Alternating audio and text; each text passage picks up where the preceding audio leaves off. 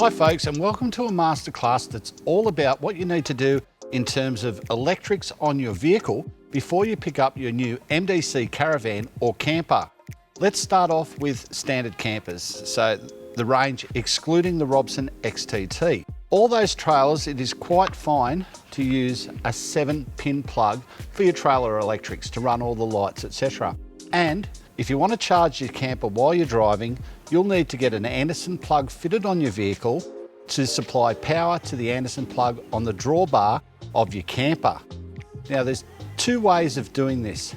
If you've got an older vehicle or a vehicle that doesn't have an ECU controlled alternator or a smart alternator, you can simply run a voltage sensitive relay to run the power to the Anderson plug. So you can connect from your battery via a 50 amp fuse to a voltage sensitive relay, which when the vehicle is running or the vehicle power is at a certain level, it will allow power through to the Anderson plug.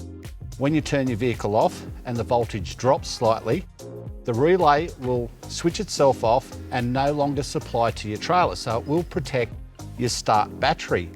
Now, where it may get a little bit confusing is if you have a more modern vehicle with an ECU controlled alternator, you may actually need to install a DC to DC charger in your camper trailer. Now, these things generally require that you install them close to the batteries that you're charging.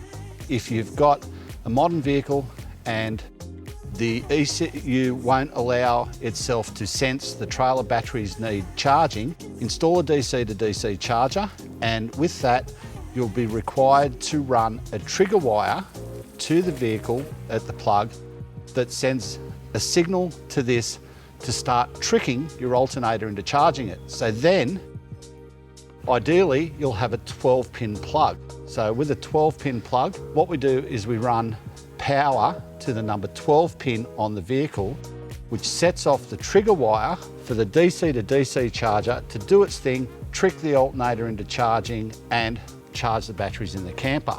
Without ECU controlled alternator, it's fine. 7-pin plug, voltage sensitive relay, and away you go. The exception in the camper trailers is the Robson.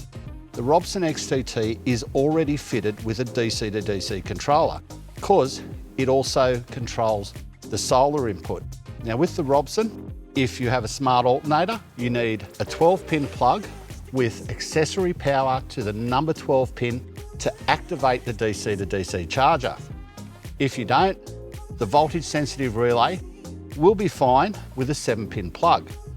Why I say that is the solar power on a Robson isn't connected full time. So when you set up camp, you put in a patch lead and that connects your solar panel to the IDC 25. So it will completely ignore the solar input while you're driving if the panels aren't plugged in and exclusively draw power from the Anderson plug on the drawbar.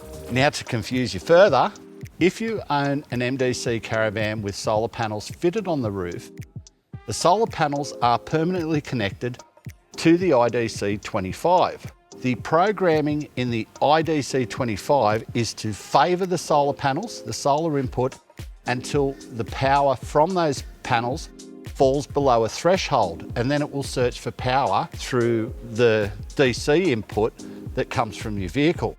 Now, that's not going to work to efficiently charge your batteries while your vehicle's running. So you will 100%, regardless of the style of alternator you have, you will need a 12-pin plug for your MDC Caravan with accessory power to the number 12 pin. Again, what that will do is when you connect up to the car, you plug your Anderson plug in to the car, it will send a message when your engine is running to the IDC 25 to exclusively take power from the Anderson plug. You'll have no charging problems, everything will run smoothly. Like I said, that's whether you have a smart alternator or not. I hope that clears up the mystery. If you're not sure, consult your auto electrician. They can contact us and we'll put out an information bulletin that you can take home with you and hand to your auto electrician so we make it sure you get it right every time, because it is important. With caravans or larger trailers like the Robson that have a breakaway system, there is a requirement that you provide a maintenance charge to those batteries while the vehicle is towing it. So that is law. No longer in Australia are you required to have battery monitors. New South Wales was about the last state that had that. That's now been brushed aside, but you must supply the house batteries with charge while you're towing the caravan or camper, so the breakaway system is at its peak at all times. And the breakaway system, of course, is if the trailer becomes detached, a lanyard pulls a pin out of a switch and the batteries apply power to the brakes and the trailer stops.